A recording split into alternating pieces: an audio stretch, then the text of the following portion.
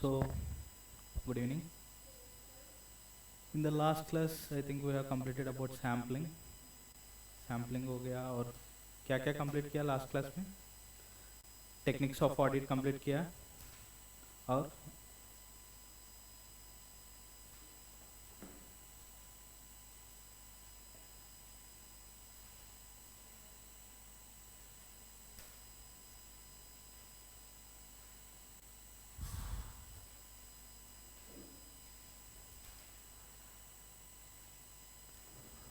अभी हम कवर करेंगे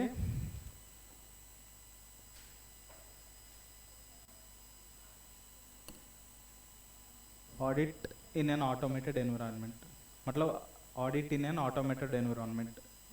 audit in an automated next chapter 6.6.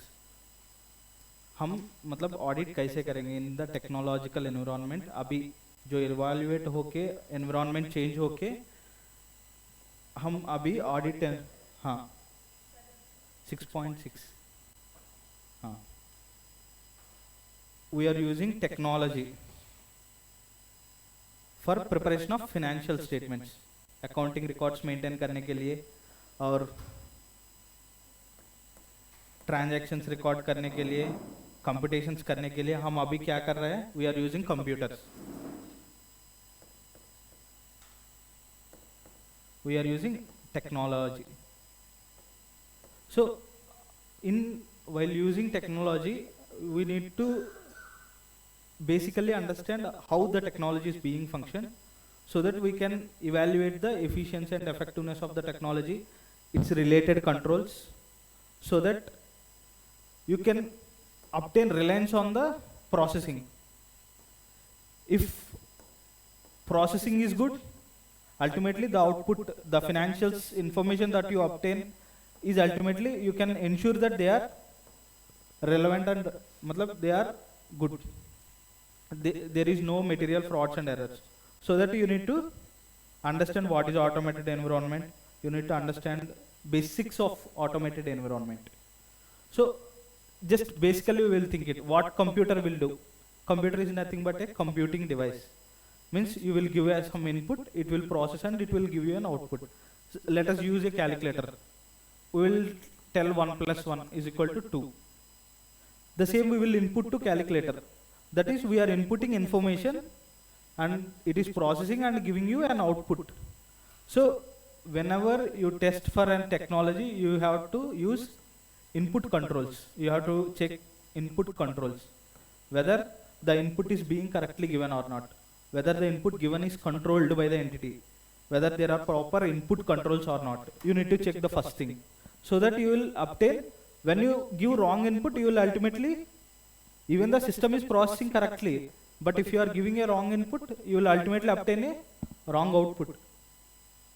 If wrong output you will obtain, if your organization is depending on a wrong information that you have obtained, you will ultimately lead to wrong decision making. So it will cost you a big loss. In audit also, if you obtain a wrong information and you have processed it correctly also, you will obtain a wrong audit evidence. That is your final information. Even after evaluation, you will obtain incorrect and insufficient evidence. You will express inappropriate opinion. So first you need to ensure that the input controls are correct. Then you will check for processing, whether the processing done by the system is correctly or not. How will you check? First you will understand what the system is processing, how it is processing. Then you will test it by using some samplings at each and every stage. Already you know what is and how the system should be processing, because you understood each and every step. So you will test with some sample inputs. You will test in all situations whether the system is processing correctly or not. You will test the system to extreme in all the cases. Whatever your organization is expected to be facing, you will test the system in extreme cases. Then you will ensure that your processing is correct. So you will ensure some processing controls or processing checkpoints. You will check whether you need to ensure, right, whether your system is processing correctly or not. you need to have some controls so that you can ensure that the system is being processing correctly. So ultimately your output. Sir, output में क्या control चाहिए? Output nothing but your confidential information. So it must be accessible only to authorized personnel. If any person other than authorized personnel is accessing your confidential output, confidential information of your financial records, you have prepared a system that is that have input controls and processing controls, but that doesn't have output controls. Means anyone can come and see your systems. Your privacy will be lost. So you need to have output controls. So why these are all required actually? They are not related to audit, but why you need to ensure all these? Because there might be tampering of data.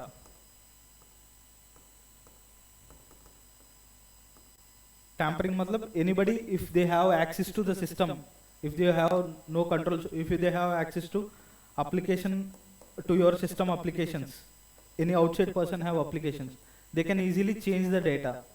If they change the data, your organization might be at loss. There are some frauds and errors which leads to incorrect reporting.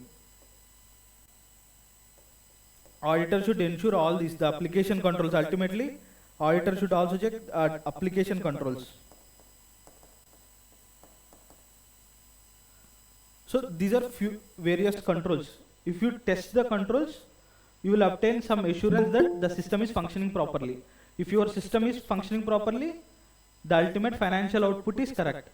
Then you can obtain, you can put reliance on the system. If the processing is correct, the transactions are recorded correctly, your sampling will reduce. Ultimately, it will affect your sampling part. So let us see what we are going to. This is the basic of around what we are going to learn.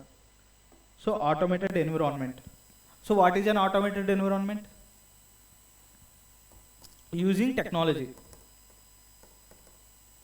If you are using technology, what is the technology? Information systems and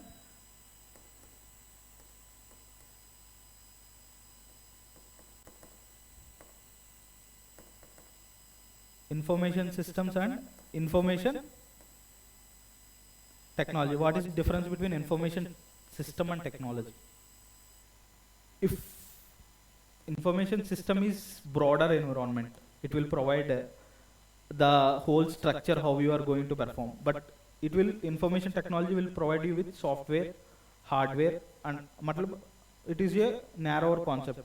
How you are going to use that will be determined by information technology. How you are planning to use that all, it will be determined by information system. It will include people who will make decisions which system you will use, for what purpose you will use. So it will be broader system. So in many organizations, the process of operation, accounting, and even decision making are carried out using computers. Computer systems matlab information system and information technology systems.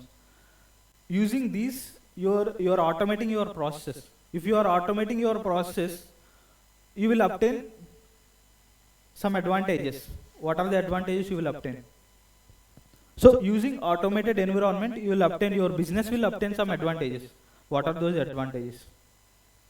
Faster processing of data, less human involvement, so human errors will be decreased. Correct. Next. You can integrate your business process. I can integrate sales with finance. Because it is automated, the sales is automated, I can input sales data to finance data, I can reconcile it. So you can integrate your business process. Or kya? You can improve your security, data security you can improve. You are making it in a smaller space. You are not spreading over whole rooms or different rooms. You are booking into a small CPU. You can improve your security. And more reliability, because your computing is made by system. If you test the system and if you obtain reliance, your system will become more reliable system. If it is processing accurately or processing controls are good, your controls are good. So next, just see whether we have discussed was there or not. Accurate processing, we have discussed. Processing of high value transactions accurately. almost accurate processing इसमें makes the business process faster because you have automated them. If you are automating them, ultimately it will give you the output of processing faster, and the processing is not done by human, it is done by system computing depending on its processing capacity. Minimizes human error, you are reducing, offering better integration. So since system is developed between sales and finance also, depending on it you can integrate the data between system, finance and sales, so you will get data from there directly into your finance system, so improves your control efficiency and security. So what are the components of automated environment? अभी discuss किया है just input system, information technology systems, और detail में जाता है क्या क्या होता है. अभी आपको एक सॉफ्टवेयर ले लीजिए, कुछ भी, पहले कंप्यूटर चाहिए. कंप्यूटर में इनपुट मतलब इनपुट डिवाइसेस होता है. सिंपल हम 8th क्लास में या 5th क्लास में सीखा है. इनपुट प्रोसेसिंग डिवाइस होता है, आउटपुट डिवाइस होता है. इनपुट डिवाइसेस क्या होता है एक कंप्यूटर में? माउस, कीबोर्ड, और ज़्यादा देने से कोई कोई बोलता है ऑप्टिकल कैरेक्टर रिंग रीडर, वो सब होता है, और इतना डिटेल हमको नहीं चाहिए. Mouse, keyboard. प्रोसेसिंग के लिए हमको सीपीयू होता है, आउटपुट के लिए मॉनिटर, प्रिंटर. ओके, इस प्रोसेसिंग में हम एक्चुअली थोड़ा डिटेल में देखते हैं. इस प्रोसेसिंग के लिए इनपुट, अभी क्या हो गया, हम अलग अलग जगह से काम करना शुरू कर दिया. हमारा सिस्टम जो है वो सेंट्रलाइज्ड मेंटेन कर रहा है, अलग अलग जगह से डेटा आना चाहिए. क्या होगा? You need to have wifi network, so you need to have network and network devices.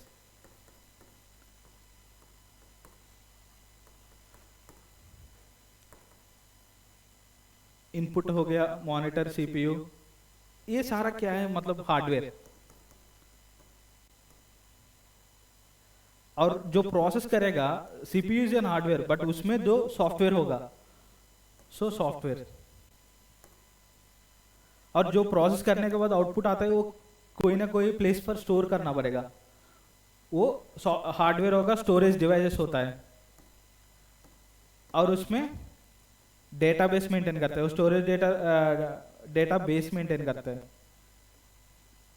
और क्या क्या होता है, ये पूरा आपको सिक्योरली रखना है. मतलब एक room, AC room environment create करना है कंप्यूटर इफेक्टिवली फंक्शनिंग के लिए, दो अच्छा फंक्शनिंग के लिए, या security of your confidential information. एक डेटा सेंटर के बाद बहुत सारा सिक्योरिटी होता है, आप सिनेमा में देखा होगा, क्योंकि वो नेटवर्क से हिसाब से, मतलब लेयर्स ऑफ सिक्योरिटी से प्रोटेक्ट करेगा, और फिजिकली भी उस सिस्टम को प्रोटेक्ट करना पड़ेगा. इसलिए आपको एक फिजिकल और एनवायरमेंटल एनवायरनमेंट क्रिएट करना पड़ेगा. ये सारा एक बार देख लेते हैं. और जो भी आपको काम करेगा उसमें अलग अलग एप्लीकेशंस होता है. अगर कोई गेम करना है, गेम को खेलने के लिए आपका एप्लीकेशन होता है. कोई एक्सेल यूज करना है, कोई प्रेजेंटेशन बनाना है, पीपीटी, अलग अलग एप्लीकेशंस होता है. वो एप्लीकेशंस आप डिफरेंट पर्पस के लिए यूज करेगा. वो डिफरेंट एप्लीकेशंस को डिफरेंट मतलब डिफरेंट प्रोसेसिंग के लिए आपको यूज करेगा. उसमें कोई कुछ एग्जांपल्स दिया है. हम बेसिकली अकाउंटिंग के लिए बात करते हैं, अकाउंटिंग के लिए टैली यूज करते हैं, एसएप यूज करते हैं, वन फोकस, ईआरपी, ऐसा. अभी देखिए, हाँ, ये सारा बात किया है. पहले कंप्यूटर को फंक्शनिंग करने के लिए सॉफ्टवेयर तो चाहिए. सॉफ्टवेयर मतलब एप्लीकेशन रन करने के लिए उसके चाहिए. कंप्यूटर का रन करने के लिए हमको ऑपरेटिंग सिस्टम चाहिए. Operating systems like Windows, Linux, Unix. Hardware devices क्या क्या होता है? सर्वर्स होता है, कीबोर्ड, माउस, वो भी हार्डवेयर डिवाइसेस ही है. डेटाबेस, हम अभी बोला है, जो डेटा हम प्रोसेस करेगा, इनपुट लेके आउटपुट प्रोसेस करेगा, वो कोई ना कोई प्लेस पर स्टोर होगा. वो स्टोर होने के लिए आपको अलग अलग, हम अभी देखा है एमएस एक्सिस भी देखा है, वो भी एक डेटाबेस सॉफ्टवेयर है. Oracle, SQL server. Network devices भी देखिए, स्विचेस, रूटर्स. स्विचेस क्योंकि हम अलग अलग कनेक्शंस लेने के लिए, एक ही वाईफाई से अलग अलग, अगर इस सिस्टम में चाहिए, इस सिस्टम में चाहिए, ऐसे डिवाइसेस में आपको अगर चाहिए तो स्विचेस, रूटर्स, फायरवॉल्स यूज कर. फायरवॉल्स हमको सिक्योरिटी देता है, बाहर का थ्रेट्स है तो मतलब कोई हमारा सिस्टम हैक कर रहा है तो उसमें सिक्योरिटी देने के लिए। और नेटवर्क्स में आपको ये तो पता है, लैन वैन मैन, लोकल एरिया नेटवर्क मतलब इतना जगह तक होता है, वैन मतलब थोड़ा वाइड एरिया तक होता है, वो सारा। और ये देखिए एप्लीकेशन सॉफ्टवेयर होता है, कोई आपको पता होगा अकाउंटिंग सॉफ्टवेयर क्या क्या होता है, हमको सबको पता है tally is an accounting software और एसएपी, और बहुत सारा अकाउंटिंग सॉफ्टवेयर है, बिजनेस वन, फोकस ईआरपी और कुछ है। MS Excel is not an accounting software. It is a computing tool. You can calculations के लिए यूज करते हैं। हाँ, MS Excel भी यूज करते हैं, वो एक्चुअली वो सॉफ्टवेयर नहीं है, वो एक एप्लीकेशन है। सॉफ्टवेयर मतलब एक डेटा इनपुट करने से उसको प्रोसेस करना है, उधर कैलकुलेशंस भी आप ही खुद परफॉर्म करना पड़ेगा, वो भी कैसे कैलकुलेट करना है वो भी आप डिराइव करना है। ये पहले डिराइव नहीं है, एक ट्रांजैक्शन इनपुट करने से ऑटोमेटिकली प्रोसेस होके फाइनल ट्रांजैक्शन, वो सारा आपको प्रिपेयर करना पड़ता है, एक कैसे प्रोसेस करना है वो सारा एक्सेल में आप ही देना पड़ता है, और एक फॉर्मेटेड वे में एक प्रिपेयर करना पड़ता है, एक शीट्स को लिंक करके पूरा प्रिपेयर करना पड़ता है, इसलिए एक्सेल कंसिडर नहीं करेंगे अभी तक। और हाँ, अभी तक हम बोला है क्लाइंट को क्या क्या फायदा होता है जो कंप्यूटर को यूज करते हैं। हम ऑडिटर्स है, अभी तक ऑडिटर्स को कंप्यूटर की क्या जरूरत है। जब आप सिस्टम से ऑडिट कर रहे हैं तो आपका डेटा भी सिस्टम से एक्सट्रैक्ट करना पड़ता है। सो पहले है आपका फाइनेंशियल इंफॉर्मेशन एक्सट्रैक्ट करना है, so you will get financial information, extracting of information from system. And also audit का प्रोसेस क्या है, पहले क्या करना है, रिस्क से असेस करना है, रिस्क एसेस करने के बाद कंट्रोल्स, रिस्क के साथ साथ कंट्रोल्स, इंटरनल कंट्रोल एसेस करने के बाद you need to plan and first of all you will determine some things called materiality and all, just keep it aside.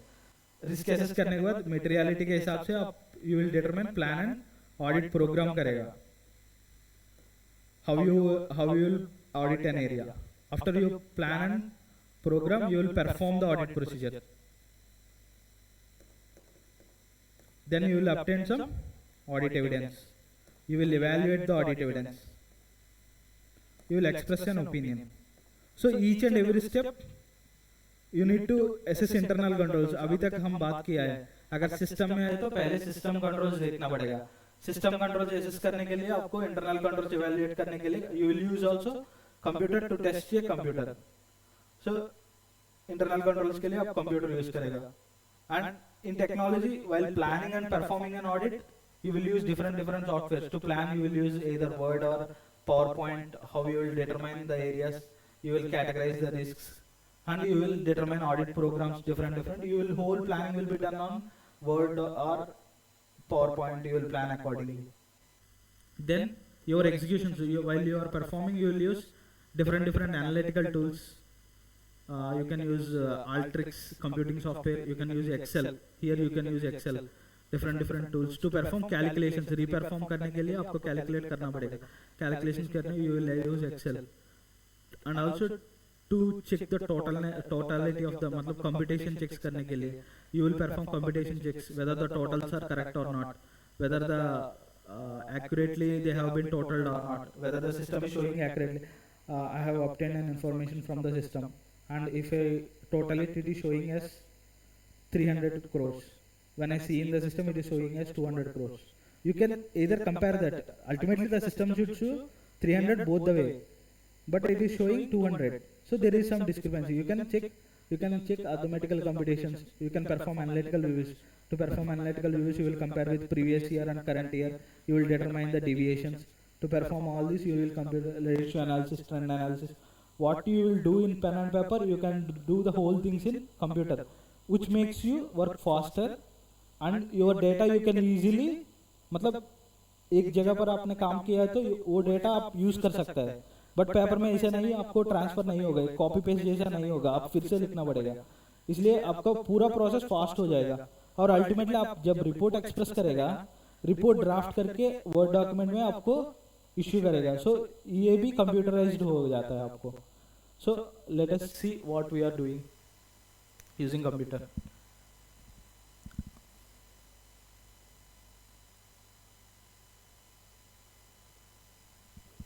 Okay. Exactly. So audit programming. सो पहले audit programme plan करेगा, मतलब क्या क्या procedures perform करना है वो आप detailed document करने के लिए वो यूज़ करेगा. फिर प्लानिंग के लिए किसको कौन सा प्लान देना है आपको, एक ही मतलब अलग अलग डिफरेंट डिफरेंट बुक्स में नहीं है, आप एक ही शीट में सारा डाटा मिल जाएगा. किसका क्या ट्रैक रख सकता है, डॉक्यूमेंटेशन रख सकते हैं, किसका क्या एरिया पेंडिंग में है, किसको अवेलेबल ऑडिट स्टाफ कौन है, वो सारा देख के आपको शेड्यूल कर सकते हैं. इस टास्क आप टाइमली ऑडिट प्लान करने के लिए, टाइमली मतलब 6:30 to 7:30 आप नॉर्मली प्लान करेगा ना स्टडी करने के लिए, एक ऑडिटिंग पड़ेगा, मैनेजमेंट ऑडिट पड़ेगा, फाइनेंशियल मैनेजमेंट, ऐसे आप प्लान करेगा, सम शेड्यूल बनाएगा. ऐसे आप इसको आप पेपर में बना सकते हैं और कंप्यूटर में भी बना सकते हैं. कंप्यूटर में भी शेयर भी कर सकते हैं, जो हम बनाया वो आप भी देख सकते हैं. अगर शेयरिंग दे दिया तो सारा को सारा एक ही साथ अपडेट भी कर सकते हैं.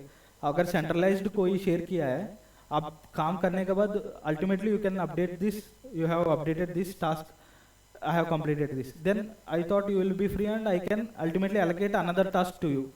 So if you have one paper, you need to ultimately come to me and you need to update again to me. Sir, I have completed this. So to check all this, if you have centralized sharing, it will improve your effectiveness ultimately, your audit effectiveness. Check the entries, verify. Ultimately, we are checking accounting records. We will ultimately check their verification of accuracy, consistency, reasonableness of accounting entries. You will test them using Excel or some software. You will, whatever audit procedure you will wish to perform, recalculations. You can use computer, मतलब Excel use करके you can recalculate the details. And if you want to send external confirmation, you can use mail to send the external confirmation.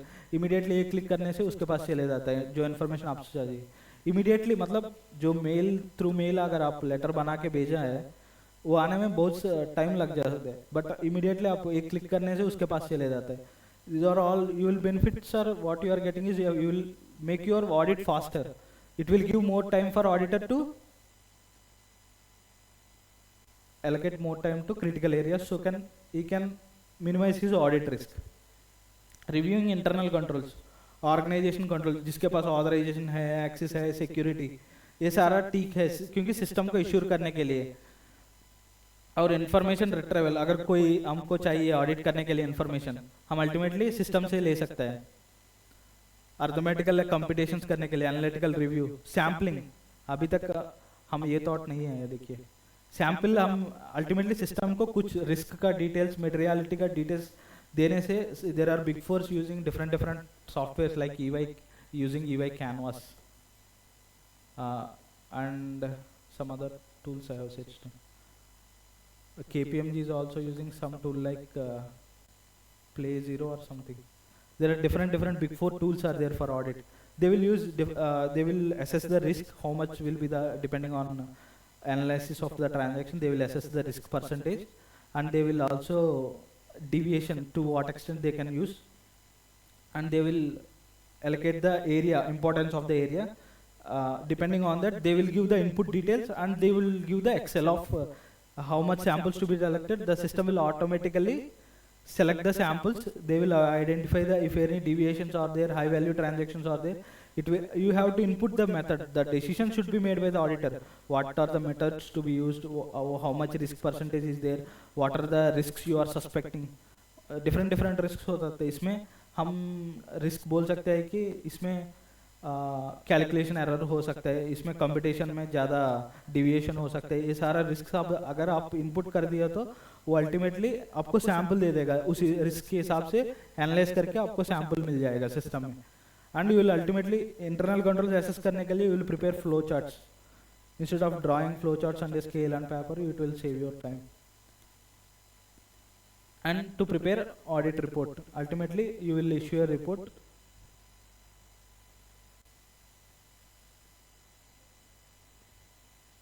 Okay. So अभी तक हम discuss किया है ना, control system में क्या क्या कंट्रोल्स होना चाहिए, इनपुट, प्रोसेसिंग, आउटपुट, ये सारा पता है। अभी application and master controls, input processing सारा नॉर्मल है, अगर हर एक कंप्यूटर डेटा को ये नॉर्मली होता है। Application controls and master controls, master क्या होता है, हर एक ट्रांजैक्शन में ये यूसेज होता है, वेंडर मास्टर होता है, सप्लायर कस्टमर मास्टर होता है, जीएल मास्टर अभी डिस्कस किया, जीएल कोड्स, अगर कोई जीएल क्लासिफिकेशन में बात किया है ना ट्रायल बैलेंस में, अगर कोई इसका जीएल मास्टर को एडिट करना है, इसके पास प्रॉपर ऑथराइजेशन होना चाहिए। ये सारा कंट्रोल्स क्यों चाहिए, ये master is linked to all an number of transactions, ये एक ट्रांजैक्शन के नहीं है, ये सारा इंडिविजुअल ट्रांजैक्शन के हिसाब से, but master is linked to multiple transaction. अगर कोई चेंज मास्टर में कर रहा है तो इसके पास प्रॉपर ऑथराइजेशन होना चाहिए, प्रॉपर अप्रूवल होना चाहिए, ये सारा हम देखा है। इसलिए मास्टर कंट्रोल्स भी चेक करना है सिस्टम में, वो कैसे मतलब जिसके पास ऑथराइजेशन भी है वो ही अलाउ कर रहा है। अगर मेरे पास ऑथराइजेशन है, मुझे अलाउ करने से वो ठीक है, आपके पास ऑथराइजेशन नहीं है, अगर आपको भी अलाउ कर दिया वो गलत है। इसकी वजह से क्या होता है, पूरा एरर हो जाता है अकाउंटिंग में, क्योंकि आपने मास्टर को एडिट किया। मास्टर मतलब अगर कोई ट्रांजैक्शन हम जीएल बनाया है, क्या एक जीएल का नाम बताइए, एक्सपेंस डेप्रिसिएशन, ओके, डेप्रिसिएशन को नॉर्मली एक्सपेंस डेबिट रखना है, कैटेगरी इसका हमेशा ये डेबिट ही होता है। अगर कोई आ गया जिसके पास ऑथराइजेशन, वो आके इसको क्रेडिट चेंज करके सेव कर दिया, क्या होगा, हमको सिस्टम में रिलायंस से हम जब एंट्री मारेगा बिना देख के जीएल सेलेक्ट करके हम एंट्री मारते हैं, अगर वो एरोनियसली ऐसे चेंज कर दिया वो हमेशा क्रेडिट हो गया जाएगा, जो एंट्रीज उन्होंने पास किया वो सारा गलत होता है। इसलिए हमेशा इसको चेंजेस जो है वो एक ही पर्सन के पास रहना है, वो भी ऑथराइज्ड पर्सन होना चाहिए।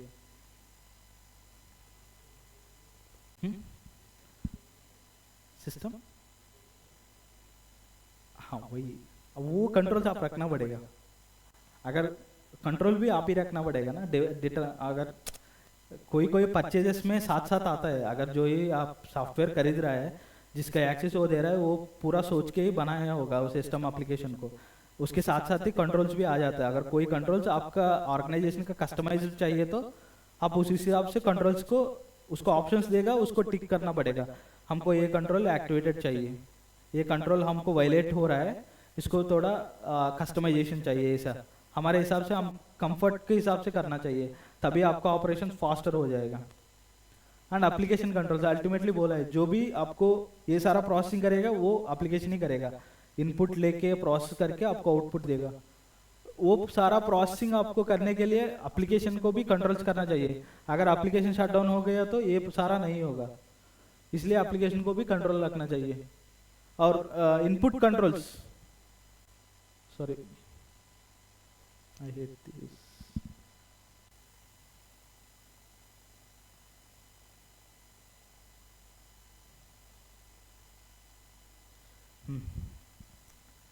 Input controls.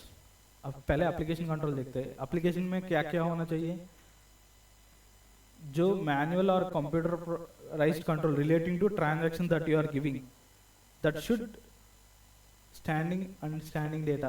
कंट्रोल्स किसके मतलब किसके ऊपर होता है एप्लीकेशन में, एप्लीकेशन क्या करता है, इनपुट डेटा लेके आपको प्रोसेस करके कोई जगह उसके हिसाब से, अगर एसएप एक एप्लीकेशन ले लीजिए, वो क्या करेगा, अपने डेटा इनपुट करेगा, वो प्रोसेस करके एक डेटाबेस होता है उस एप्लीकेशन के सेपरेटली, उस डेटाबेस में स्टोर करेगा, जब आप चाहिए उससे इंफॉर्मेशन लेके आपको व्यू करेगा। अगर जो भी standing data in the computer based accounting system, जो भी कंट्रोल्स आपको मेंटेन कर रहा है वो कैसे फंक्शन कर रहा है, वो अच्छे फंक्शन कर रहा है या नहीं, वो अगर फंक्शन, अगर कोई एरर्स है तो प्रोसेसिंग में एप्लीकेशन में वो चेक करना पड़ेगा, आप कैसे टिक कर सकता है, वो सारा एक बार ही चेक करेगा ऑडिटर, क्योंकि रिस्क को एप्लीकेशन अगर नॉर्मली एसएपी जैसा सॉफ्टवेयर क्या होता है अच्छे से ही फंक्शन करेगा, क्योंकि ये सारा टेस्टेड सॉफ्टवेयर है, वो भी आपका कंपनी का ट्रांजैक्शंस को कैसे डील कर रहा है। एक बार ऑर्गेनाइजेशन चेक करने के बाद ऑडिटर एक रिस्क डिटरमाइन करेगा। अगर फंक्शनिंग इफेक्टिव है तो रिस्क कम है, अगर फंक्शनिंग इनइफेक्टिव है तो रिस्क ज्यादा है। उस हिसाब से आपको सैम्पलिंग का टाइम में कंट्रोल्स, अभी क्या किया, कंट्रोल एसेस किया है, मान लो let them be internal control और information technology control, one type of control. Control के हिसाब से आपको रिस्क ज्यादा या कम करने से आपको सैंपल इफेक्ट करेगा, ज्यादा टेस्ट करके आपको ऑडिट रिस्क को कम करेगा, इसलिए वो कंट्रोल्स को टेस्ट करना है। इनपुट कंट्रोल्स अभी बोला है, अगर इनपुट्स अलग अलग दिया है तो डेटा, मतलब आपको डेटा मेंटेन करने के लिए कॉम्प्लेक्स हो जाएगा। हम बोला है एक अलग अलग सेल्स सेंटर्स है, उनसे हम डेटा मांग रहे हैं, हम उसको एक सेंट्रलाइज शीट शेयर किया है, जो भी आप सेल करेगा इसमें एक ऑर्गेनाइज्ड वे में इनपुट कीजिए। उन लोग क्या किया, एक पर्सन ए सीरीज का इनवॉइस नंबर यूज कर रहा है, एक पर्सन बी सीरीज का इनवॉइस नंबर यूज कर रहा है, एक पर्सन सी सीरीज का। ऐसा नहीं, हम जो पिछले नंबर चाहिए उस हिसाब से ऑर्डर में आना चाहिए, हम ऐसे कंट्रोल डाल देगा, एक सीक्वेंस कंट्रोल डाल देगा, जो भी ए सीरीज का सारा फॉलो करेगा, जो भी नेक्स्ट नंबर अगर है उसमें वो यूज करेगा उन लोग। इसकी ऐसे डिफरेंट डिफरेंट कंट्रोल्स हम रख सकते हैं। अब ये देखिए डिफरेंट डिफरेंट कंट्रोल्स कैसे यूज कर सकते हैं। पहले इंपॉर्टेंस ऑफ इनपुट कंट्रोल्स, क्यों इंपॉर्टेंस है, to ensure they are authorized, complete, accurate and timely data entry, minimizing errors and fraud. Ultimately your data entry should be free from errors and fraud. इसके लिए हम controls, क्या क्या controls होता है, range checks. Range checks मतलब expect करो, हम एक रेंज दे देते हैं, जो भी आपका लॉगिन आईडी होता है वो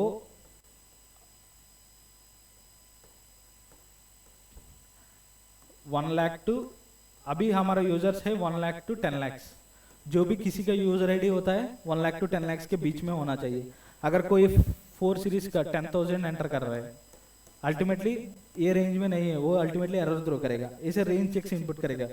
validate input on reasonable limits, हम जो लिमिट दिया है 1 लाख टू 10 लाख उस रेंज में वो नहीं है, इसलिए वो जब भी वो 10,000 या 9,000 एंटर करेगा उसको एरर थ्रो हो जाएगा। अगर कोई गलती से उसके पास यूजर आईडी भूल गया है, उसको पता चलेगा ना, हम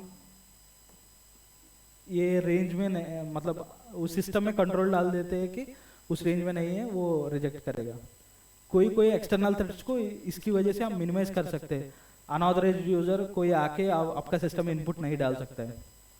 कंपैटिबिलिटी चेक्स, क्या होता है कंपैटिबिलिटी चेक्स, इधर का एंट्री अगर एक में जो इंफॉर्मेशन प्रेजेंट है वो सेकंड डेटा, अगर जो आप मास्टर डेटा है, अभी एक वेंडर का नाम आप डाल रहा है कि XYZ इसे डाल रहा है, बट उसका नाम है XYAB। ये वेरीफाई करेगा जब आप एक वेंडर कोड लेगा या कुछ देगा, आप जब भी इसको साथ वेरीफाई करके आपको कंपैटिबल चेक करेगा, ये मैच नहीं हो रहा है, इसे कंपैटिबिलिटी चेक्स आप इनपुट मैच करेगा, सो मास्टर के साथ ये ऑटोमेटिकली मैच करेगा। वैलिडिटी चेक्स, वैलिडिटी चेक्स क्या होगा, हम स्पेसिफिकली इंफॉर्मेशन चाहते हैं, मेल या फीमेल, एक आदमी का नाम के अगेंस्ट वो मेल है या फीमेल वो चाहते हैं, और कुछ इनपुट नहीं चाहते, इसलिए हम डायरेक्टली उसको 2 ही ऑप्शन देता है, मेल या फीमेल। वो अल्टीमेटली उसको 2 ही ऑप्शन सेलेक्ट कर सकते हैं, वही है प्री डिफाइंड क्राइटेरिया। एक 2 ही क्राइटेरिया, वो इधर मेल सेलेक्ट कर सकते हैं या फीमेल सेलेक्ट कर, इस हिसाब से आपको इनपुट को कंट्रोल कर सकते हैं, आपको जो चाहिए वही इनपुट उधर आ सकता है। और डिजिट वेरिफिकेशन, अभी जीएसटी नंबर आपको पता है ना 18 डिजिट्स होता है जीएसटी नंबर, सॉरी 15 डिजिट्स होता है, पान 10 डिजिट्स होता है। हर कोई डिफरेंट ट्राई किए है, अल्फाबेट्स फर्स्ट 4-5 डिजिट्स, ऐसे ऐसे कुछ इसका कॉम्बिनेशंस के हिसाब से रूल बना देता है। अगर कोई इस रूल को वायलेट कर रहा है तो अल्टीमेटली आपको एरर थ्रो करेगा। सो ये सारा क्यों, मतलब आपका इनपुट को कंट्रोल करने के लिए, इनपुट आपको फॉर्मेटेड वे में रिसीव होने चाहिए ताकि सिस्टम को आसान हो जाएगा, इसको अंडरस्टैंड करेगा सिस्टम, ओके ये इनपुट आ रहा है, मैं ऐसे प्रोसेस करना है, सिस्टम को पहले ऐसे सॉफ्टवेयर बना देता है। कंट्रोल इनपुट को करने से सिस्टम को इजीली अंडरस्टैंड होगा, ये प्रोसेस ठीक से करेगा, इसलिए ये सारा कंट्रोल चाहिए। एक्यूरेसी, टोटल एक्यूरेसी, अभी जो भी आपको इनपुट एक ट्रांजैक्शन को एक एंट्री को पास करेगा वो अल्टीमेटली टेस्ट करेगा ये एंट्री डेबिट और क्रेडिट मैच कर रहा है, अभी पोस्ट कर सकते हैं ऐसे टेस्टिंग करके आपको कंट्रोल टोटल्स को मैच कर रहा है। अब जब भी कोई डेबिट और क्रेडिट ट्रायल बैलेंस को मैच कर रहा है, एक्सेल में क्या टेस्ट करेगा, डेबिट और क्रेडिट आपको मैच होना चाहिए, अगर नहीं होना चाहिए तो वो अल्टीमेटली कंप्लीटेड नहीं है, कोई छूटा हुआ है, डबल एंट्री किधर कोई ना कोई जगह पर मिस हुआ है, वो सारा आप चेक कर सकते हैं ऐसे इनपुट कंट्रोल्स यूज करके। और सीक्वेंस चेक्स अभी बोला है आपको, अगर कोई नंबर वायलेट किया है सीक्वेंस में वो अल्टीमेटली एरर थ्रो करेगा, ये नंबर नहीं है, आप ये नंबर यूज करना है। इसकी वजह से सीक्वेंस चेक में आपको अल्टीमेटली एक सीक्वेंस में आपको जो डेटा चाहिए वो डेटा इनपुट हो जाएगा। एक्सेप्शन चेक्स क्या होते हैं अभी देखा है, कोई ट्रांजैक्शंस आपको अनयूजुअल सिचुएशंस में आ गया, कोई एक्सेप्शन चेक्स एक्चुअली ऑडिटर को बहुत सारा यूज करते हैं। क्यों? अगर किसी ने कोई ना कोई अगर डिविएशंस ज्यादा है उसमें अल्टीमेटली क्या होगा, रिस्क ज्यादा होगा। इसको टेस्ट करने के लिए पहले वो एक्सेप्शनल टेस्टिंग करेगा। कोई ट्रांजैक्शन है, अगर हम बोला है नॉर्मली एंटिटी में 10,000 के बिलो ही ट्रांजैक्शन चलता है, हम 2-3 ट्रांजैक्शन है ये 1 करोड़ के अबव है, इसमें अल्टीमेटली आपको सिस्टम डिटेक्ट करके आपको पुश करना पड़ेगा। ये सारा जब आप इनपुट देगा वो एक्सेप्शनल को टेस्ट करेगा, पहले कोई ट्रांजैक्शन है वो एक्सेप्शनल है, इसको टेस्ट करके इसको पहले आपको ट्रांजैक्शन में ऑडिट करने को देगा। ये एक्सेप्शनल टेस्टिंग ऑडिटर को इसे यूज करते हैं। आपको समझ गया ना? एक बार देख लीजिए, आप अपना बुक में भी देख सकते हैं सेम पॉइंट्स। हम फिर प्रोसेसिंग कंट्रोल्स देख सकते हैं।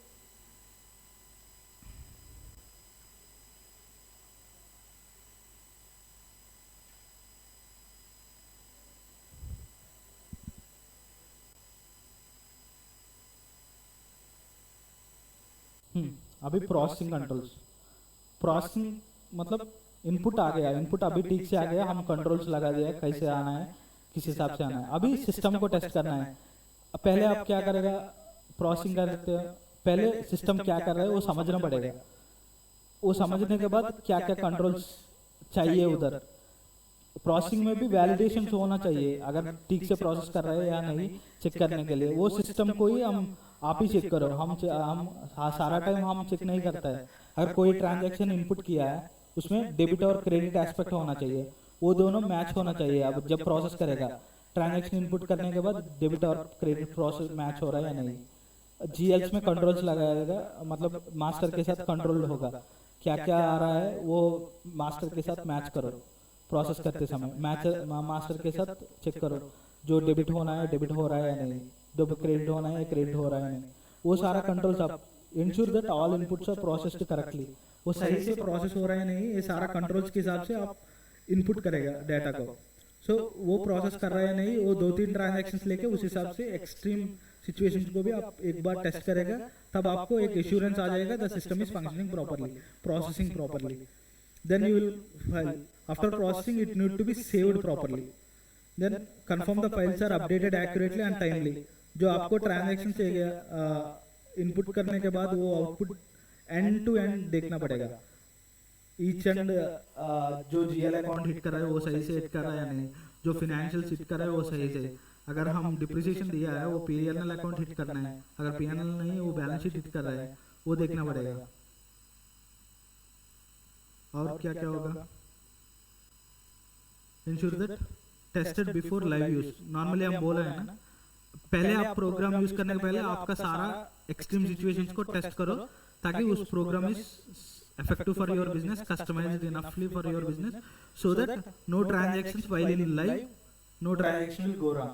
पहले आप एक सिस्टम खरीदना चाहता है, इसको टेस्टिंग करो, आपका जो भी सिचुएशन है उस हिसाब से वो ठीक से फंक्शन कर रहा है नहीं। जब आपका प्रोडक्शन में ठीक से फंक्शन कर रहा है तभी आपको सिस्टम को लाइव कर दो, ताकि सारा यूजर्स जो टेस्टिंग करेगा उसके पास एक्सपर्टाइज होता है। जो यूजर्स होगा उसके पास इतना एक्सपर्टाइज नहीं होता है सिस्टम देखने के लिए। सो पहले वो एक्सपर्टाइज लोग होता है वो टेस्ट करेगा सिस्टम को, जब उनको कंफर्मेशन मिलेगा उसको लाइव करेगा। पहले ये सब कंट्रोल्स करने के लिए आपको जब लाइव में करता है उसमें एरर्स कम हो जाता है, जब एरर्स कम हो जाता है आपका फाइनेंशियल ट्रू एंड फेयर होता है। इसलिए आउटपुट कंट्रोल्स अभी बोला है, आउटपुट किसके पास जाना है, जिसके पास ऑथराइजेशन है टू एक्सेस द इंफॉर्मेशन, वही देख सकते हैं। Ensure that all data processed and output goes to authorised users only. Controls are very depending on the organisation size and complexity. कभी कभी आपको ऑर्गेनाइजेशन के हिसाब से हम बोला है, जो बड़ा ऑर्गेनाइजेशन है उसमें ज़्यादा ये अपॉर्चुनिटी होता है मतलब कॉम्प्लेक्स कंट्रोल लगाने के लिए, बट जो छोटा ऑर्गेनाइजेशन होता है वो उतना कॉम्प्लेक्स नहीं होता, जो रिसोर्सेज अवेलेबल है उस हिसाब से इफेक्टिव कंट्रोल सिस्टम डिजाइन करना पड़ेगा। और बैच कंट्रोल्स, बैच कंट्रोल्स मतलब क्या है, मतलब data is has been processed in batches. एक मल्टीपल ट्रांजैक्शंस ले लीजिए, हम 2000 चेक्स बैंक को इनपुट कर दिया है, वो एक बैच में एक्यूमुलेट करके प्रोसेस करेगा, आउटपुट भी अल्टीमेटली एक बैच की तरह देगा। वो सारा एक ही साथ टोटल मैच होना चाहिए। जो इनपुट बैच हम दिया है 10 लाख का चेक हम दिया है, आउटपुट अगर 9 लाख का आ गया तो एक चेक को प्रोसेस नहीं किया है, वो सारा बैच कंट्रोल्स होना चाहिए। और एक्सेप्शन रिपोर्ट्स, जो भी कोई हाई वैल्यू या लो वैल्यू ट्रांजैक्शन होता है उस हिसाब से, अगर कोई एक्सट्रीम ट्रांजैक्शन आ गया है उसको आपको एक्सेप्शन रिपोर्ट्स मिलना चाहिए।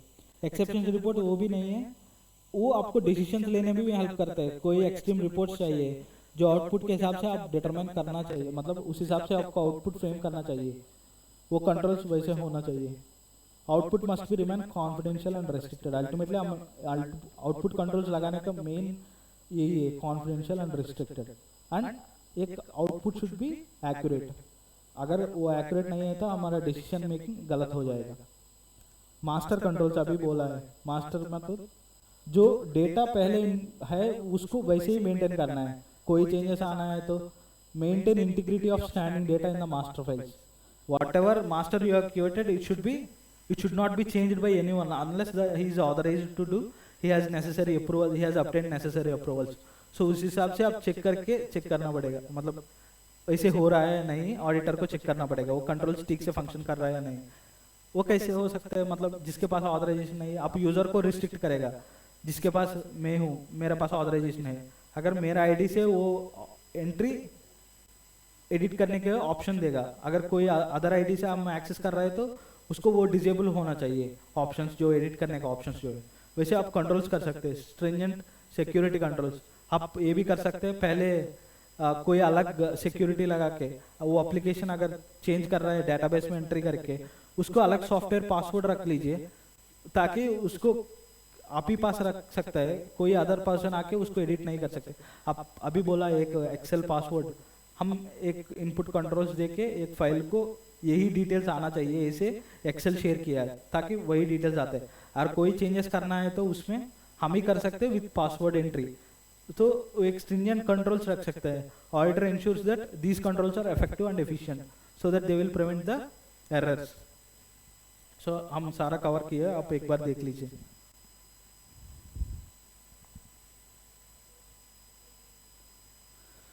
ये भी हो गया। हाँ, control testing method, normally internal control test करने के क्या मेथड्स होता है, अभी कंट्रोल से यही सिस्टम कंट्रोल टेस्ट करने के सेम मेथड्स यूज करते हैं। क्या क्या कंट्रोल टेस्टिंग मेथड्स होता है इंटरनल कंट्रोल्स में हम डिस्कस किया है, अब एक बार सोचने का कोशिश कीजिए। अब नहीं पढ़ रहा है। इंक्वायरी, ऑब्जर्वेशन, इंस्पेक्शन, रीपरफॉर्मेंस, बहुत सारा होता है। एक्सटर्नल कंफर्मेशन, वो ऑडिट एविडेंस में ये 4 है, वो इंटरनल कंट्रोल टेस्ट करने होता है। इंक्वायरी से आप क्या मतलब इंफॉर्मेशन ऑब्टेन करता है, कैसे फंक्शन हो रहा है, क्या क्या कंट्रोल्स है। Without testing you cannot ensure that they are functioning effectively और efficiently. What are the controls are there, you will obtain information by inquiring, but how they are functioning, whether effectively they are functioning or they are functioning throughout the period or not, by testing only you will obtain. How you will test, you will inspect, you will reperform, you will observe. So inquiry will be weak alone. Without testing you cannot arrive at any conclusion that the control is functioning effective or not. So I said efficient, but to obtain information it is efficient, but to ultimately draw a conclusion it is weak alone. It should be either through observation, inspection, depending on the situation you will use the combinations.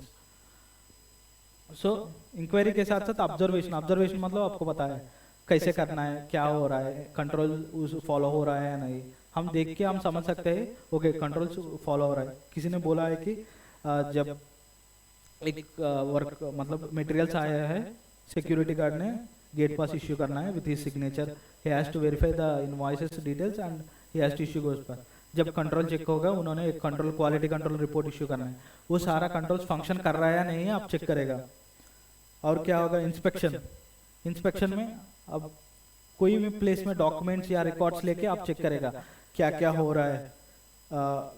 Documents and configuration, system में configuration check करेगा, वैसे उस हिसाब से function हो रहा है या नहीं, प्रोसेस कर रहा है या नहीं। नॉर्मली डॉक्यूमेंट्स कंट्रोल्स में डॉक्यूमेंट्स चेक करके हमको समझ सकता है कि ओके ये कंट्रोल्स लगा हुआ है और जो साइन कर रहा है या नहीं, वो साइन कर रहा है या नहीं हमको चेक करने के बाद ही, इंस्पेक्ट करने के बाद ही, वो डॉक्यूमेंट चेक करने के बाद ही पता चलेगा ओके इसके साथ जो भी मटेरियल इन्वॉल्व हुआ है उसके साथ पिछले जाके गेट पास इश्यू हुआ है या नहीं, क्वालिटी चेक रिपोर्ट इश्यू है, हम सारा ये सारा डॉक्यूमेंट्स इंस्पेक्ट करेगा। अगर कोई डॉक्यूमेंट अगर सिस्टम में कॉन्फ़िगर कैसे करेगा, विदाउट गेट पास अपडेशन नेक्स्ट स्टेज को पास नहीं होना चाहिए। जिसके पास क्वालिटी रिपोर्ट अपडेट करना है उसके पास नहीं जाएगा वो विदाउट क्वालिटी चेक। ऐसे कॉन्फ़िगर करने से आपको पहले गेट पास होना ही होना है। ऐसे कॉन्फ़िगर करने से आपको रीपरफॉर्मेंस, जो भी ट्रांजैक्शन प्रोसेस हो रहा है, आपको प्रोसेसिंग कंट्रोल टेस्ट करने के लिए आप रीपरफॉर्मेंस करना पड़ेगा। एक ट्रांजैक्शन या 2 ट्रांजैक्शन इनपुट करके सारा स्टेजेस में वो कैसे प्रोसेस हो रहा है वो रीपरफॉर्मेंस के साथ आप टेस्ट कर सकते हैं। Choice of methods is always depends on, एक होता है रिस्क मतलब डिफरेंट क्या क्या फ्रॉड्स एंड एरर्स हो सकता है, क्या क्या एरर मतलब ह्यूमन एरर मतलब कंप्यूटर में क्या क्या ये हो सकता है प्रोसेसिंग एरर, उस हिसाब से हम इंस्पेक्ट करने से ठीक है या रीपरफॉर्म करना है, ये सारा आप डिटरमाइन कर सकते हैं। इंटरनल कंट्रोल्स, उसके ऊपर क्या मतलब एक्सिस कैसे है, इंटरनल कंट्रोल ये कैसे डिटरमाइन किया है, जिसके बाद ये फिजिकल इंटरनल कंट्रोल्स के अंदर टेक्नोलॉजिकल कंट्रोल्स भी आता है, सीसीटीवी वो सब भी आता है। वो कैसे मतलब किसे फिजिकली आके सिस्टम में उठा के लेके जा सकते हैं, वो भी कर सकते हैं। आपको लॉस ही है, वो भी इंफॉर्मेशन उस सिस्टम में स्टोर कर रहा है। एक छोटा सा सीपीयू या पेन ड्राइव में उनको अगर फिजिकली कंट्रोल्स कोई नहीं देख रहा है, वो आके लेके जाए तो अभी उसमें भी आपको दिक्कत होता है। Evidence required for past errors, आपको पता है जो ऑडिट किया है सेम सॉफ्टवेयर का, उसमें ये एरर फेस कर रहा है। अभी नया कंपनी में आप ऑडिट करेगा, पहले आपको वही थॉट आता है ओके इसमें भी वो एरर आ रहा है या नहीं, अगर इन लोग वो आइडेंटिफाई करके रिजॉल्व किया या नहीं। आप पास्ट एरर का आपका पास जो एक्सपीरियंस होता है उस हिसाब से आप टेस्ट करेगा। And depending on the business complexity, how complexly the business has been design, and उस हिसाब से आपको इतना एक्सटेंसिव डेप्थ टेस्टिंग करना है, किस प्रोसेस यूज करना है, वो सब मेथड यूज करना है, आप डिटरमाइन करेगा। और common audit test, common audit test क्या होता है, अभी हम लास्ट क्लास में ऑडिट टेक्निक्स में डिस्कस किया है। इंटरनल कंट्रोल्स चेक करने के लिए हम वॉक थ्रू यूज करते हैं। वॉक थ्रू मतलब एक ट्रांजैक्शंस को सारा स्टेजेस में चेक करेगा, ईच स्टेज में कंट्रोल्स कैसे फंक्शन हो रहा है, ये वॉक थ्रू है। एक one walk through of one transaction end to end transaction वैसे लिखा है। Okay, use inquiry overall observation, कोई भी method depending on the circumstance you will use it and you will determine. Audit test क्यों करेगा, you will have to obtain some conclusion about how the controls are functioning so that you will determine your sample. Observe the users record transactions in different scenarios. You will make observations of how they are recording different transactions. You will obtain understanding whether they are following controls or not. You will inspect the application controls. अभी बोला है application का access जिसके पास authorization है उसके पास ही होना चाहिए। अगर negative testing for errors, messages, review systems, अगर कोई गलत ट्रांजैक्शन हम इनपुट कर रहा है, वो अल्टीमेटली एक एरर मैसेज थ्रो करना है, वो सब हो रहा है या नहीं, वैसे कंट्रोल्स कॉन्फ़िगर किया है या नहीं, वो सारा टेस्ट करने के बाद हमको एक रिलायंस आता है सिस्टम में, okay it is functioning properly, we can based on that we can determine our sample depending on our judgement. Inquiry, अभी बोला इंक्वायरी उसके साथ मतलब कोई एक मेथड के साथ यूज करना है, should be combined with other methods. Reperformance, it gives stronger assurance, but अगर क्लाइंट परफॉर्म किया है उसको हम फिर से परफॉर्म कर रहे हैं, उसे आपको बहुत टाइम कंज्यूम है, वो आपको स्ट्रॉन्ग एश्योरेंस देगा, फिर time consuming and less efficient हो जाएगा आपको।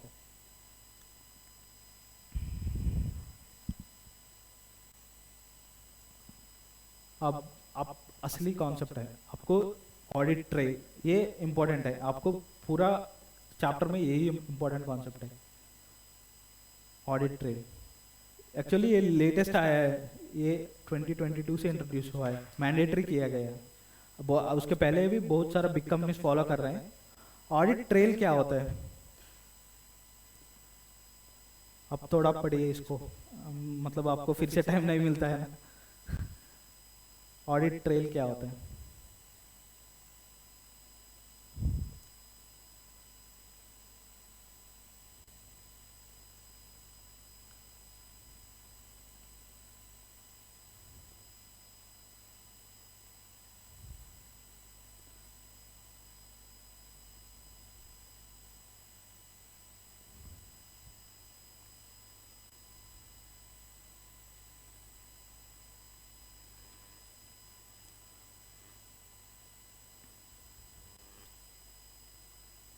सभी क्या हो रहा है कि ट्रांजैक्शन रिकॉर्ड हो रहा है सिस्टम में। हम अभी बोला है एक सेंट्रलाइज्ड सॉफ्टवेयर होगा, आप यूज करेगा, मैं यूज करेगा, वो यूज करेगा, सारा लोग वही सिस्टम को यूज करेगा।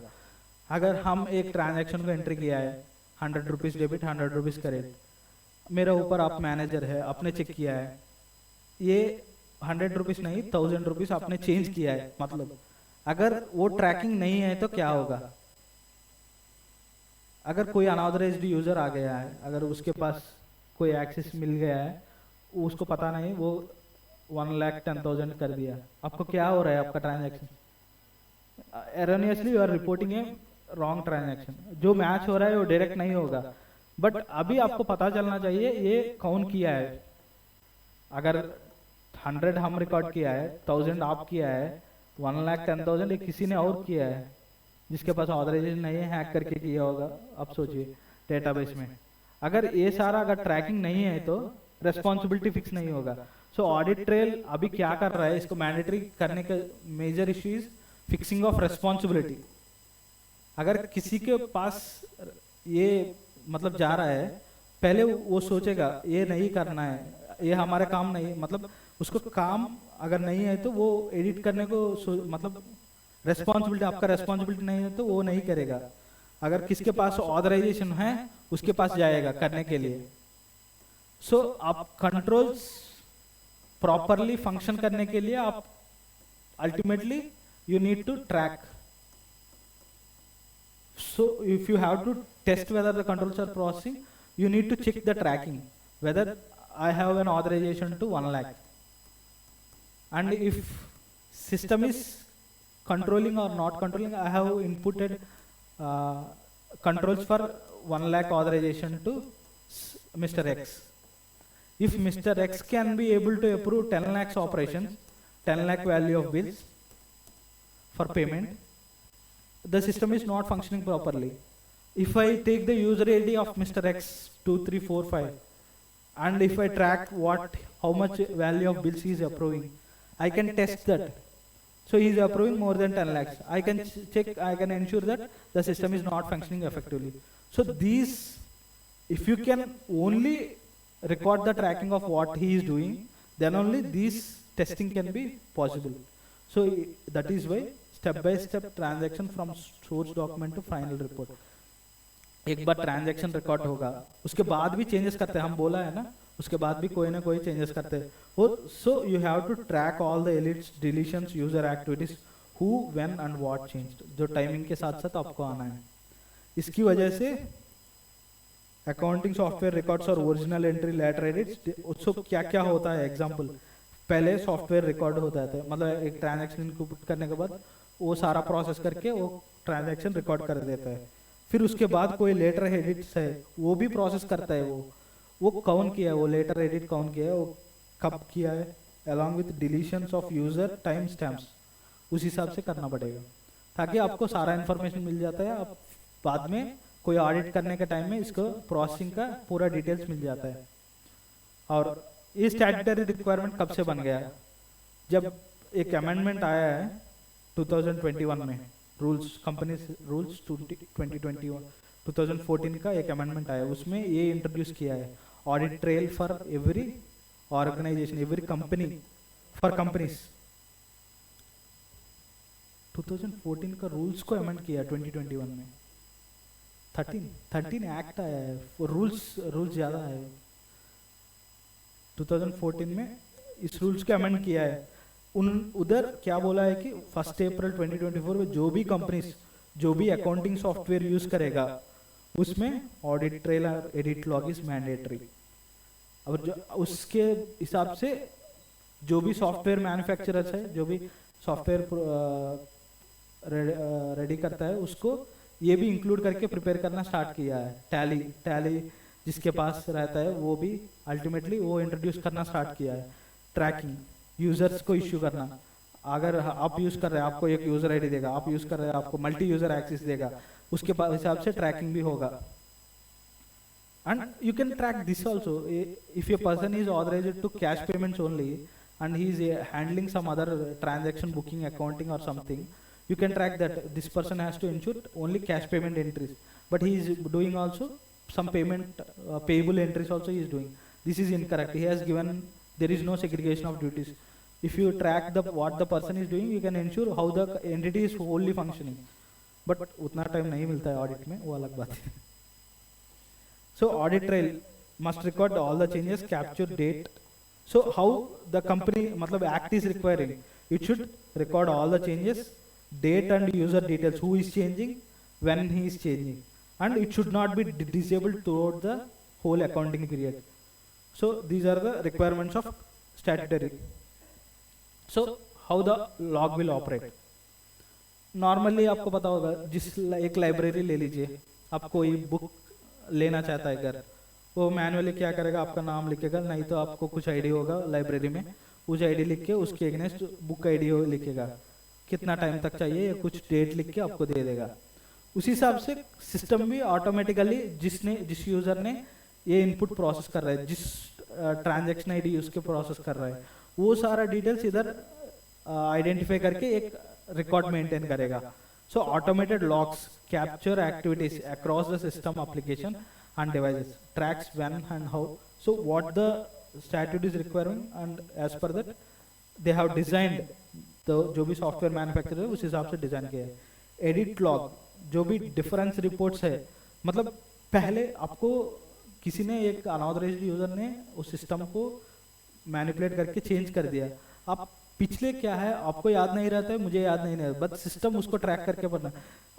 पहले 1000 रुपीज था, पहले 100 रुपीज था, उसको 1000 रुपीज किया है, वो सिस्टम ट्रैक करके रखेगा जो डिफरेंस क्या किया है, अनऑथराइज्ड चेंजेस क्या किया, उस हिसाब से आप फिर से आपका सिस्टम ठीक कर सकता है ये सारा ट्रैकिंग देख के, जो ये एक बेनिफिट है। So what are the benefits you will get by tracking? क्या आएगा आपको? अभी इतना सुना है ना, आप सोचिए, अकाउंटेबिलिटी सुना है, और आपका सिस्टम रिडंडेंट करके फिर से वापस ठीक करने के लिए हेल्प करेगा। वो अगर कोई अनऑथराइज्ड यूजर है तो उसको आइडेंटिफाई करके, जब कोई ना कोई पर्सन को उसका रेस्पॉन्सिबिलिटी देगा को लॉग्स रिव्यू करने के लिए, और कोई अनऑथराइज्ड यूजर है तो उसको डिटेक्ट कर सकते हैं, एक अनऑथराइज्ड यूजर है, हमारा सिस्टम हैक हो गया है, ये सारा ट्रैकिंग कर सकते हैं। Data security, fraud, unauthorised access, reconstruction of events, वही आपका सिस्टम रिडंडेंट बनने के लिए, जो हो गया उसको ठीक करने के लिए आपको हो सकता है।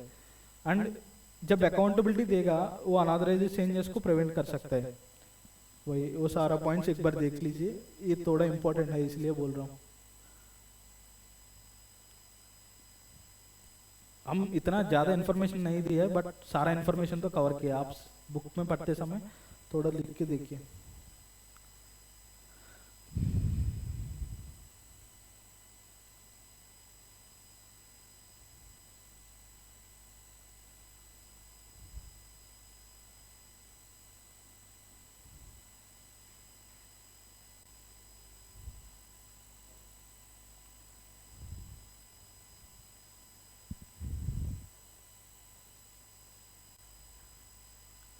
ऑडिटर का ड्यूटी क्या है ऑडिट ट्रेल में?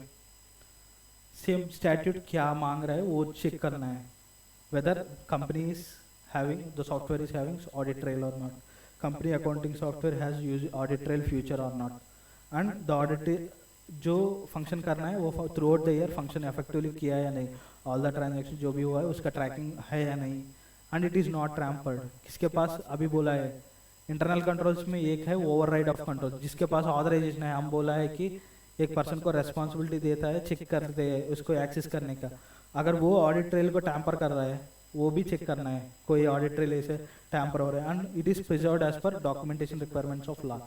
जो ऑडिट ट्रेल जितने साल तक बुक्स है उतने साल तक अगर मेंटेन करना है तो उस हिसाब से मेंटेन किया या नहीं, वो सारा ऑडिटर ड्यूटी। ये सारा आपका चैप्टर हो गया। अभी किसी का एक बुक दे दीजिए, हम ये डिस्कस कर लेते हैं। जो इसका एमसीक्यूज है और बिट्स है जो 5-6 मिनट लगेगा एक बार। आपको बुक चाहिए ना, मैं ऑनलाइन में ओपन कर देता हूँ, एक सेकंड।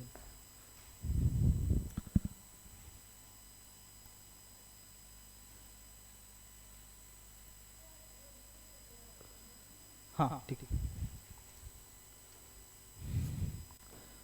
हाँ आप ही आंसर करना पड़ेगा। एक बार मैं पढ़ता हूँ। Which of the following is not an audit risk. Audit risk क्या क्या होता है, what are the components of audit risk? नहीं, आप टोटल बोलिए, what are the total components of audit risk. ये आंसर हम देख के भी बोल सकते हैं, इसलिए बोल रहा हूँ।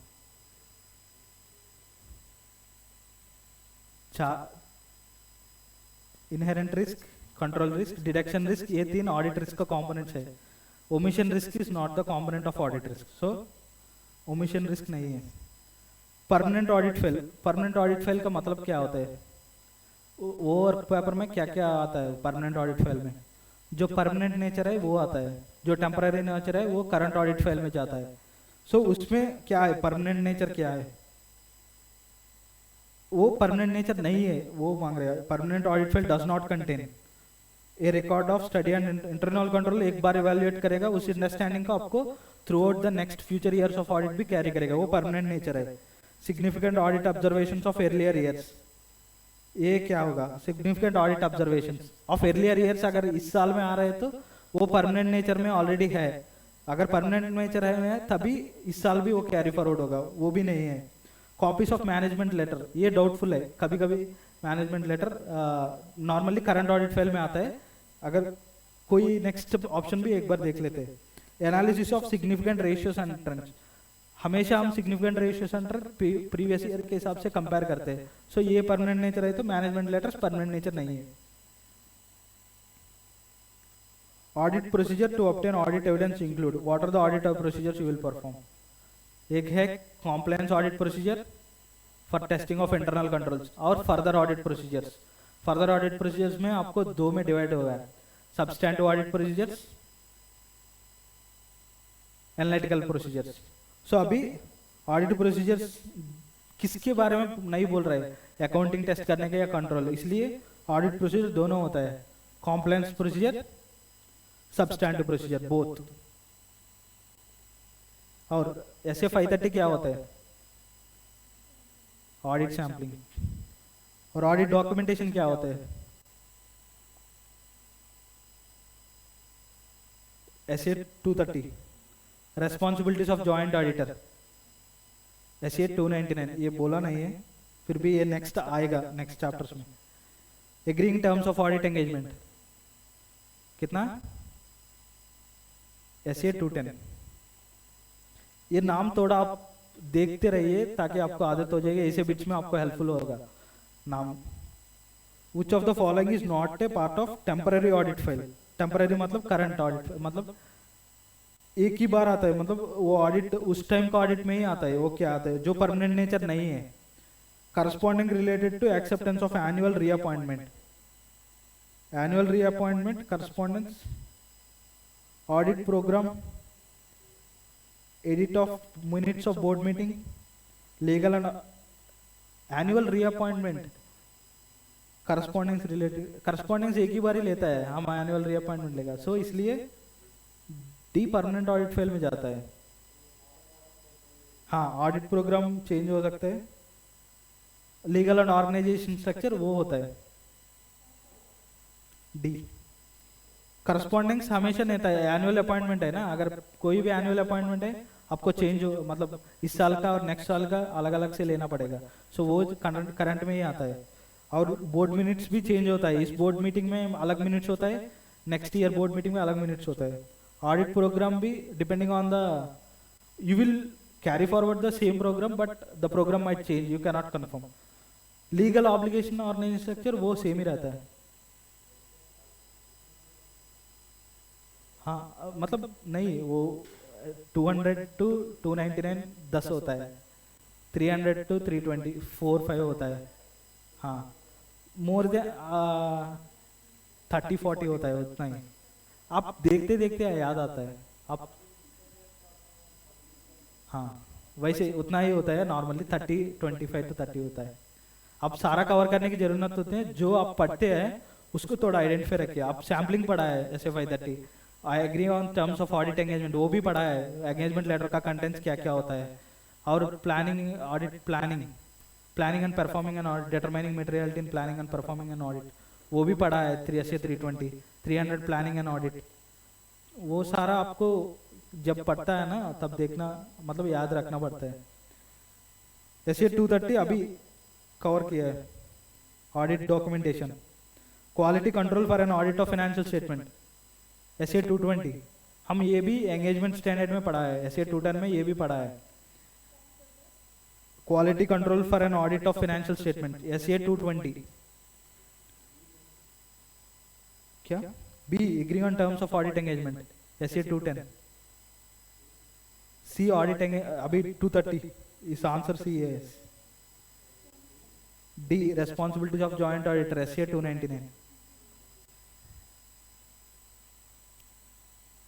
और इंटरनल ऑडिटर, अब ये बोलना पड़ेगा आंसर. इंटरनल ऑडिटर एप्लीकेबिलिटी क्या होता है? इंटरनल ऑडिट एप्लीकेबिलिटी किस हिसाब से मांग रहे हैं? पेड अप शेयर कैपिटल के हिसाब से मांग रहे हैं. लिमिट्स क्या होता है इंटरनल ऑडिट का? 50 उसका 25 उसका डबल 50 उसका डबल 100 और उसका डबल 200. क्या होता है? 25 public deposits, 50 paid up share capital, 100 बोराइंग्स, 200 turnover. अभी हमको पेड अप शेयर कैपिटल मांग रहे हैं. पेड अप शेयर कैपिटल क्या होता है? 50 lakh, sorry 50 crore. 50 crore option B. Checklist containing the instructions to be followed. Checklist कौन किसको देता है? चेकलिस्ट ऑडिट स्टाफ को दिया जाता है. क्या क्या एरियाज वो चेक कर रहे हैं, क्या क्या कंट्रोल्स वो ऑब्जर्व कर रहे हैं, वो सारा चेकलिस्ट में आंसर करके फिर वापस लेके आएगा at the end of audit. So audit staff engaged bye auditor.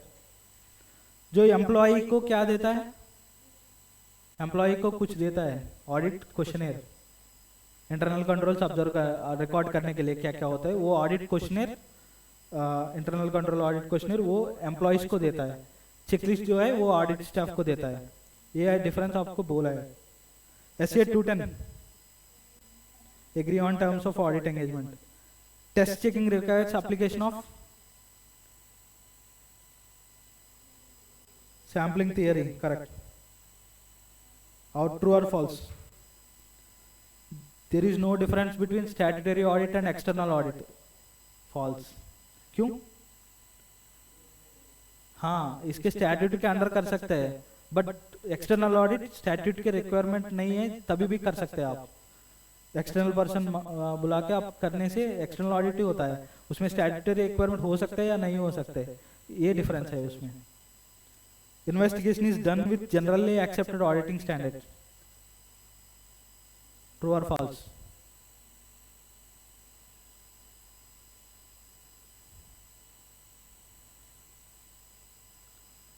Investigation normally in depth होता है. जब जनरली ऑडिट एक्सेप्टेड प्रैक्टिसेस से होता है वो ऑडिट होता है, ऑडिटिंग होता है.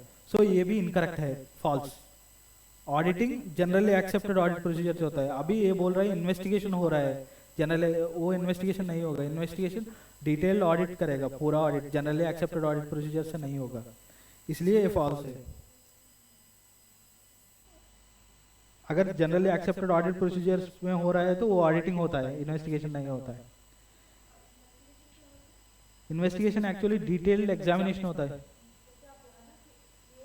वो किस हिसाब से होता है? वो फॉरेंसिक टेक्निक्स यूज करते हैं उसमें.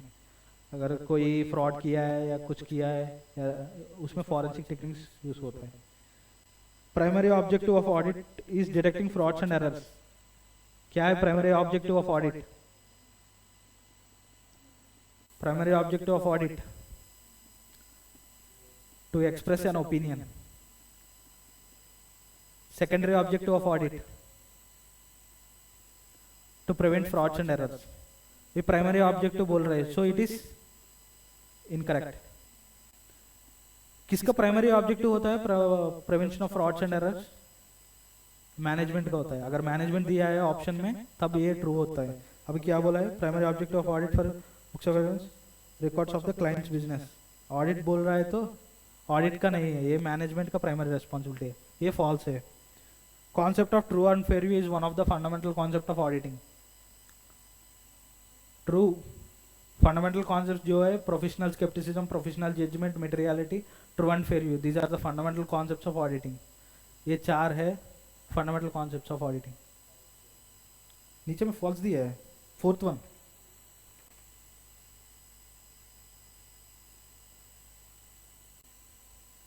सॉरी, ये मैं चेक करूंगा एक बार. ये आइडेंटिफाई करना नेक्स्ट क्लास में मैं क्लैरिफाई करूंगा. Actually true and fair view शायद अकाउंटिंग रिलेटेड है, इसलिए फंडामेंटल ऑडिटिंग में नहीं आता है. मैं एक बार चेक करूंगा. ये भी एक्चुअली फंडामेंटल कॉन्सेप्ट होना चाहिए. ये मैं क्लैरिफाई करूंगा मैं नेक्स्ट क्लास में. Audit engagement in initial stage of audit during which auditor notifies the client that he has accepted the work. Audit क्या बोल रहे हैं? Audit engagement is an initial stage of audit. सही है, पहले एंगेजमेंट एग्री करने के बाद ही नेक्स्ट स्टेप को प्रोसीड होना चाहिए auditor. So initial first step ये ट्रू है. Audit program is a detailed plan of auditing. How you audit an area is nothing but audit program. What are the audit procedures you will perform? So it is also true. Audit notebook मतलब एक big bone book आपके साथ रखेगा जो audit staff है जो भी detail observations है उसमें लिखेगा. जो भी क्वेरीज बाद में पूछना है ऑडिट रिपोर्ट में उसको मेंशन मतलब मेंशन करना है, उसको आइडेंटिफाई करके ऑडिट बुक में रिकॉर्ड करेगा, ऑडिट नोटबुक में. सो ये भी ट्रू है. Large variety of matters observe during the course of audit recorded. Internal auditing is a function distinct from authorisation and recording. Authorisation and recording क्या होता है? Internal control हो सकता है. इंटरनल ऑडिट उसको टेस्ट करना है. So it is ultimately distinct. So it should be true. Internal control of the company can not be cost auditor. Internal auditor बनने के लिए क्या दिया है? मतलब कुछ बोला है. कोई भी हो सकता है जो क्वालिफाइड है. मैनेजमेंट अगर उसके सर्टिफिकेशन के हिसाब से अगर वो कॉम्पिटेंट माना है तो मैनेजमेंट अपॉइंट कर सकते हैं. ऐसे can not be cost auditor ये नहीं बोला है इंटरनल ऑडिटर के टाइम, मतलब कंपनीज एक्ट में 138 सेक्शन में.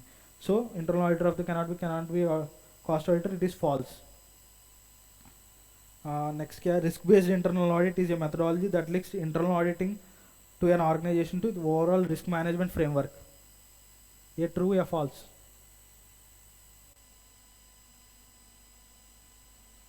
अब थोड़ा सा पढ़ना चाहिए.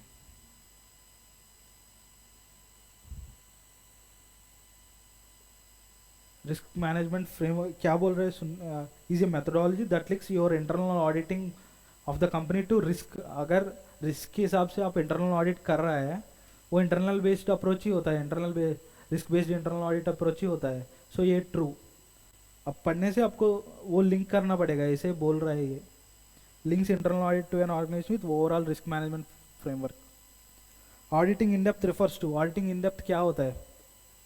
1-2 ट्रांजैक्शन सेलेक्ट करेगा, वो पूरा एंड टू एंड चेक करेगा, वो ऑडिटिंग इन डेप्थ होता है. वो क्या बोल रहे हैं? Where few selected transactions are meticulously examined from beginning to end their conclusion. ये भी ट्रू है. Analytical procedure including trend analysis. ये भी ट्रू है. Audit is derived from Latin word audit. AUDIERE. Audit program is act as a dash of audit procedures. हाँ AUDIRE. हाँ audit lead audit AUIDERE भी लिखता है, DRE भी लिखता है. अगर DERE भी होता है मेरे हिसाब से, एक बार वर्डिंग में चेक कर लेता हूँ. मैं DERE ये सुना हूँ.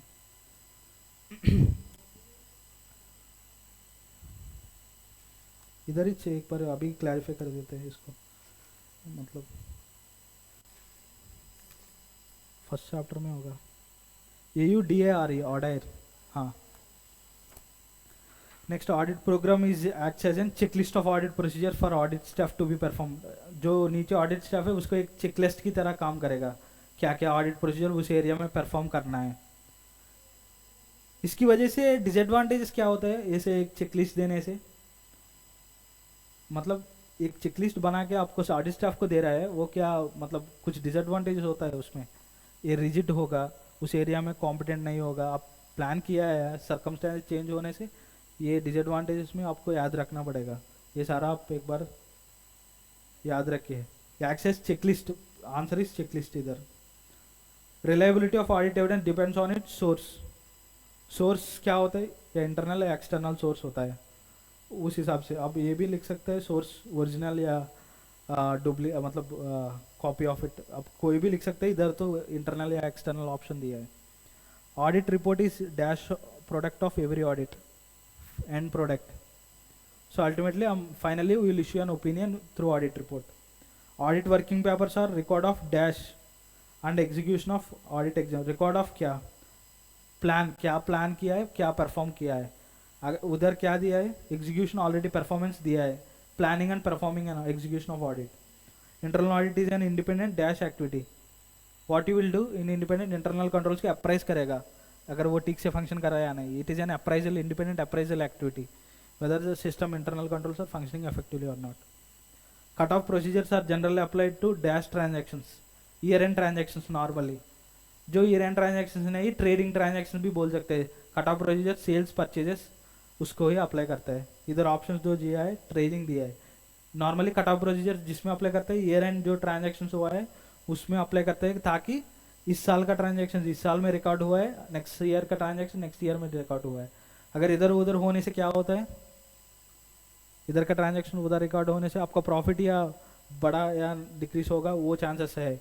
अगर आपका रिकॉर्ड्स ठीक से रिफ्लेक्ट करने के लिए आपका फाइनेंशियल परफॉर्मेंस या फाइनेंशियल परचेज या सेल्स वो ठीक से रिफ्लेक्ट, एक्यूरेटली रिफ्लेक्ट करने के लिए आपको चेक करना पड़ेगा। जो कट ऑफ डेट है उसके पहले 15 डेज और बाद में 15 डेज पूरा transaction sales and purchases check करेगा उसमें। और internal auditor is appointed by board of directors. IFC, internal financial controls, internal financial controls और फाइनेंशियल रिपोर्टिंग प्लस ये लास्ट में दिया है आपका, आप एक बार देख लीजिए। आपका चैप्टर में लास्ट में दिया है internal fund, third chapter I think, forensic audit pronouncements for purpose।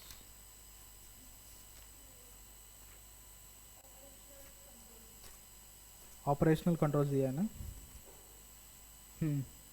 Plus operational controls plus anti fraud controls. The risk associated with sampling can be broadly divided into 2 categories. Risk क्या क्या होता है, sampling risk and non sampling risk. Non sampling risk क्या होता है, auditor कुछ judgements होता है, अगर कोई रिकैलकुलेशन उसको प्रोसीजर्स में कोई गलती हो सकता है, उस हिसाब से आपको रिस्क, ऑडिट रिस्क आता है इन अप्रोप्रिएट ओपिनियन एक्सप्रेस करने का। इसकी वजह से नॉन सैम्पलिंग, सैम्पलिंग रिस्क क्या होता है, आपका जो सैम्पल डिटरमाइन करते हैं, कभी कभी वो अगर वो रिप्रेजेंटेटिव पॉपुलेशन से नहीं है तो वो आपको इन अप्रोप्रिएट ओपिनियन में, मतलब जो आपका सैम्पल है वो ठीक से आपको मिला नहीं है, जब आप इवेल्युएट करेगा उस हिसाब से आपको ओपिनियन एक्सप्रेस करेगा। जो इवेल्युएशन पूरा होगा वो रॉन्ग होगा उसमें, वही आपका रिस्क है। जब सैम्पल डिटरमाइन करते समय आपका सैम्पलिंग रिस्क को लो रखना चाहिए, उस हिसाब से आपको सैम्पलिंग प्रोसीजर या डिटरमाइन करना पड़ेगा। आपका फर्स्ट चैप्टर हो गया है। Okay, thank you. एक सेकंड, नेक्स्ट क्लास में हम कंपनी ऑडिट स्टार्ट करते हैं।